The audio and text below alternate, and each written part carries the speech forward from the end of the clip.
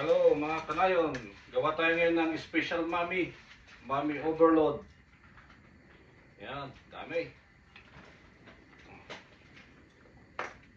Gawa tayo ng mami overload.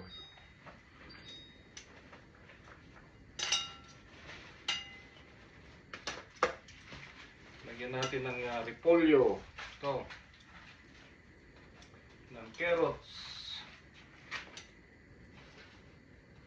Lagyan natin ng sibuyas dahon. Ayan. Tapos lagyan natin ng spinach leaves. Lagyan natin ng egg. Ito, 2 egg. Ayan. Tapos meron tayong pinakuluang sabaw doon. And then lagyan natin ng chicken dito. Lagyan natin ng 3 piraso. Ayan. Para meron siyang sahog. Ayan. Ito, mainit na sabaw. Kumukulo pa. Okay, ito na yung mami natin. Umuusok pa. Ayan, tikman natin ngayon. Mami overload.